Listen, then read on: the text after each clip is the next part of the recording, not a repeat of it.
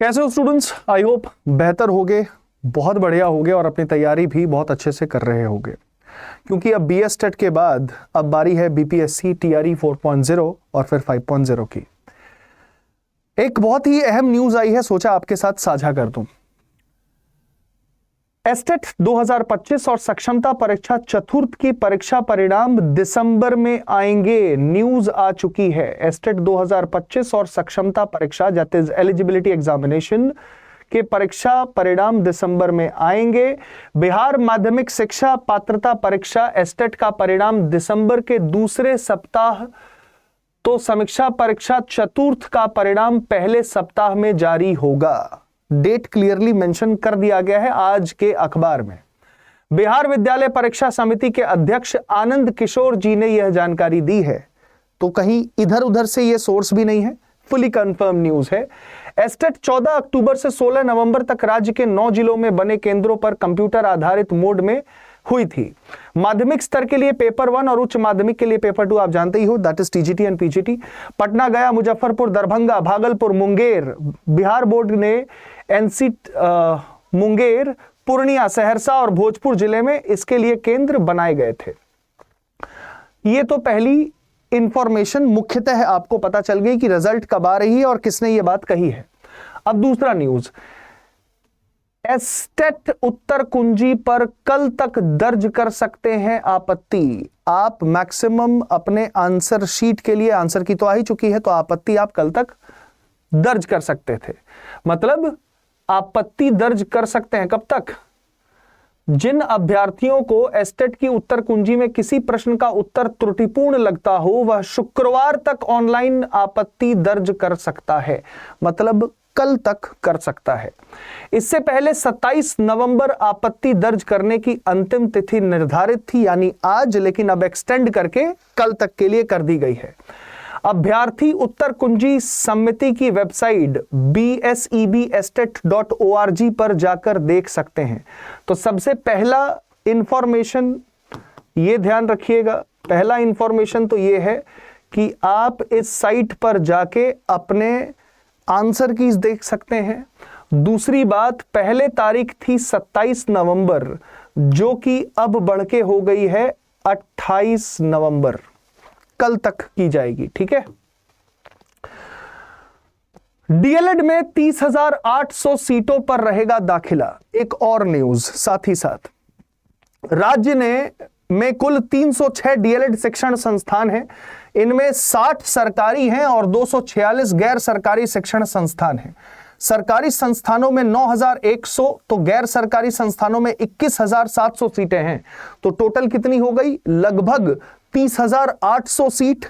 इस प्रकार राज्य में कुल 306 डीएलएड शिक्षण संस्थानों की कुल 30,800 सीटों पर नामांकन चॉइस, मेरिट और आरक्षण के आधार पर होगी। ठीक है। बोर्ड अध्यक्ष ने बताया है कि राज्य शिक्षा शोध एवं प्रशिक्षण परिषद के निर्देशों के अनुसार मेधा अंक प्राप्त करने वाले, मतलब जो मेरिट में रहेंगे, अभ्यर्थियों को पहले सरकारी शिक्षण संस्थानों में आरक्षण नियमों और परीक्षार्थियों के विकल्प का पालन करने हुए नामांकन कराया जाएगा। मतलब जो भी कैंडिडेचर है उसको फॉलो करते हुए रजिस्ट्रेशन कराई जाएगी। इसके बाद ही गैर सरकारी संस्थानों में नामांकन होगा। तो पहले सरकारी संस्थानों में होगी।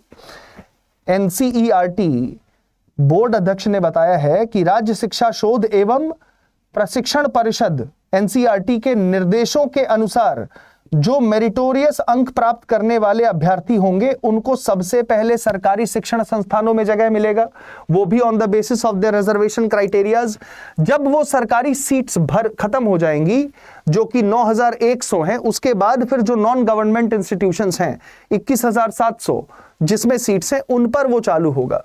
बोर्ड अध्यक्ष ने बताया कि उर्दू, कला और विज्ञान विषयों के लिए नामांकन मेधा सूची और उनकी पसंद के अनुसार होगा। मतलब आप कितने मेरिट पे हैं, मतलब मेरिट मार्क्स के आधार पे होगा, और जो आपकी चॉइस होगी सब्जेक्ट्स की, उसके आधार पे होगा।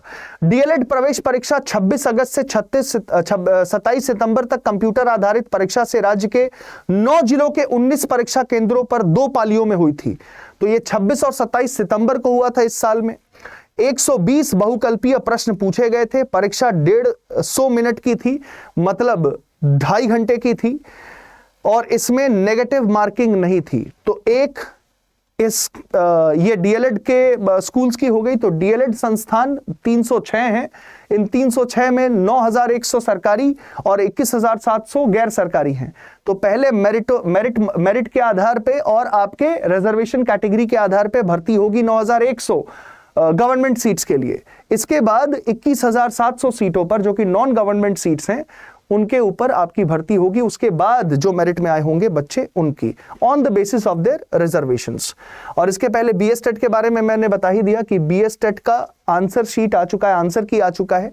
आंसर की रेक्टिफिकेशन 27 नवंबर तक पहले थी, जो कि आज है, एक्सटेंड करके कल तक दी गई है। तो कल तक आप अपनी आंसर की को देख सकते हैं, और अगर आपको लगता है कि कोई गलत है तो आप ऑनलाइन आपत्ति दर्ज करवा सकते हैं। इसके लिए आप इस वेबसाइट पे जाओगे bascbstat.org, ठीक है। यहां पर जाके आप अपनी जो भी सवाल में आपको लगता है कि दिक्कत है, आप उस दिक्कत के लिए अपना नामांकन करा सकते हैं। तो दिस वॉज द न्यूज, ये खबर थी जो मैंने सोचा कि आप सबको जितना जल्दी पता चल जाए उतना बेहतर होगा। तो बीएस टेट के हमारे जितने अभ्यर्थी हैं जिन्होंने पेपर 2 और मतलब चाहे वो टीजीटी हो या पीजीटी हो, अगर आपने एग्जामिनेशन दी है तो आप अपनी सूची जरूर चेक कर लें, अपनी आंसर कीज चेक कर लें, अपने मार्क्स चेक कर लें। अगर किसी सवाल में आपको लगता है कि मैंने सही और बोर्ड ने गलती करा है, तो आप अपनी नामांकन भी कर लीजिएगा। यहाँ पे जो अपनी ऑनलाइन आपत्ति है वो आप दर्ज करा सकते हैं। और दूसरा जो न्यूज मैंने दिया वो डीएलएड शिक्षण संस्थानों के लिए दिया, जिसकी एग्जामिनेशन 26 और 27 सितंबर को हुई थी। अब उसका आवंटन, मतलब अब जितने कॉलेजेस हैं उनमें on the basis of meritorious marks, मतलब जिसकी मार्क्स ज्यादा होगी, सबसे पहले उनका भर्ती किया जाएगा। तो पहले सरकारी 9,100 में, उसके बाद गैर सरकारी 21,700 में, ठीक है। माओ Ahmed, faculty for biology and science from the team of Adda 24/7। आप अपना ख्याल रखें और ऐसे इंपॉर्टेंट न्यूज समय समय पर हमारी टीम आपको जरूर देती रहेगी। जय हिंद, जय भारत। Thank you.